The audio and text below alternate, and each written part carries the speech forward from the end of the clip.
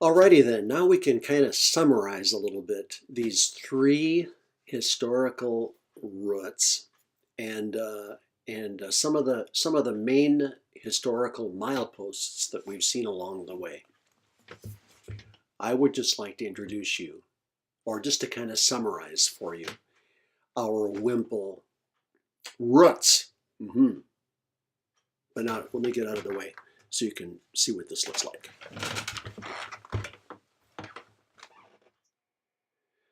We described a root in Scandinavian pietism. We mean that deeply Lutheran, warmly evangelical heart religion that was characteristic of folk like Lars Olsen's Skrefsrud. This is us. Skrefsrud learned the faith at his mother and dad's knee. They read people like Hans Nielsen Hauge. They were familiar with people like Pontoppidan. This was heart religion. This was religion that believed that faith is more than simply something to think. It's not a thought to think. It's a life to live. And this is us. We have a root in Scandinavian pietism. We have a root in the prayer league that emerged on the campus of the Lutheran Bible Institute in the 1930s. We described the vision of Ernest Weinhardt in 1929.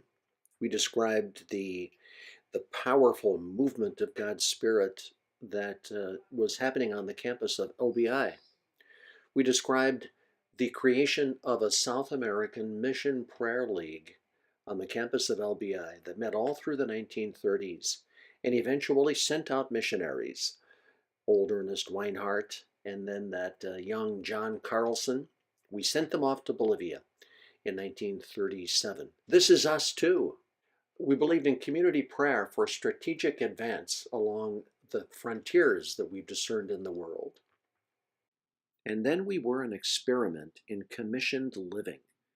We were young Paul and Margaret Lindell. We were young Jonathan and Evie Lindell, who had come home as missionary kids from China and who were just filled up with the radical Christian discipleship represented in people like Marie Monson and Hudson Taylor and C.T. Studd and Norman Grubb, who were challenged themselves to create that kind of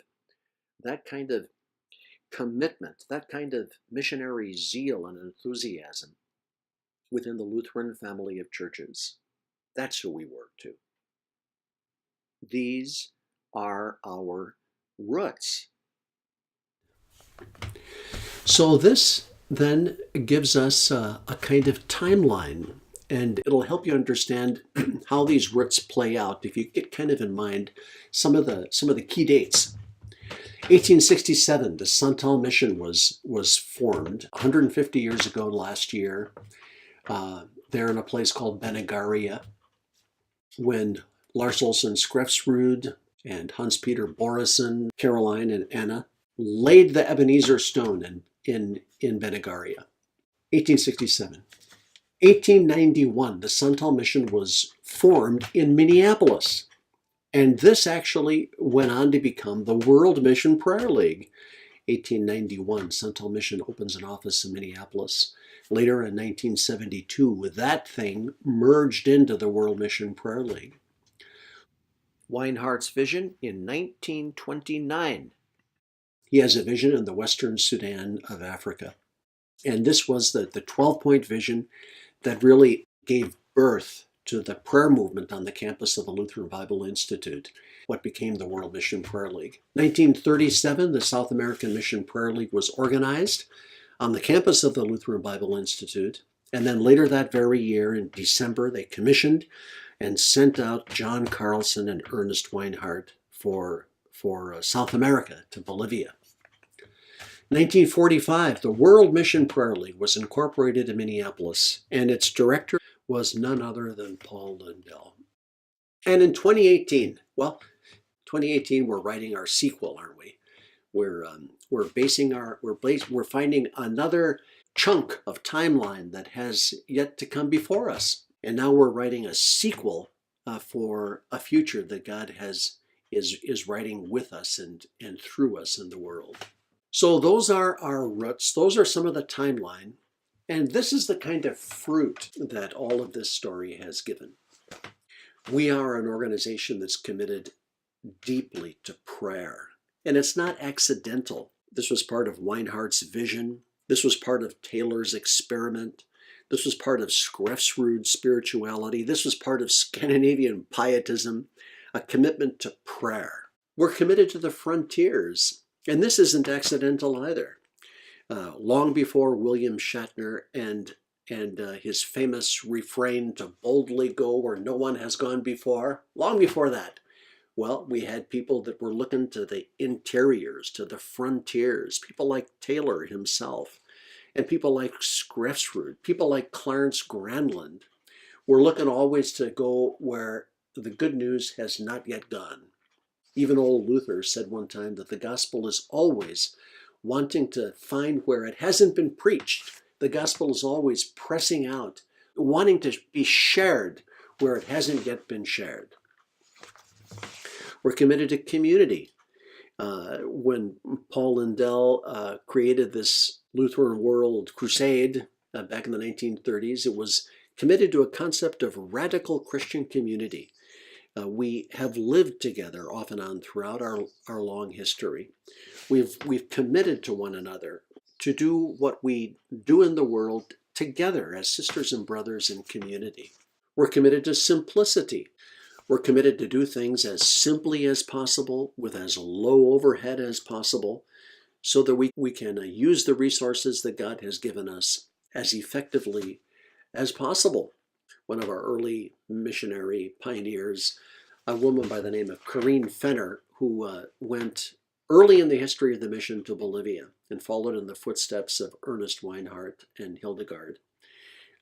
She said, "You tell me what you think you need on the mission field, and I'll tell you how to get along without it." We believe in simplicity. We're committed to a Lutheran understanding of the world, a Lutheran understanding of mission. And this isn't just a historical accident.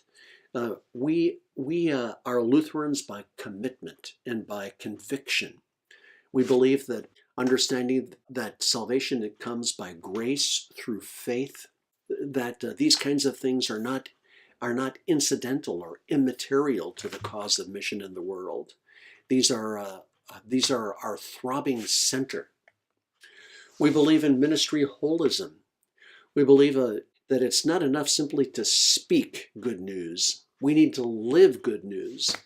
This comes all the way back from the kind of Scandinavian pietism that we inherited from Skrefsrud and company.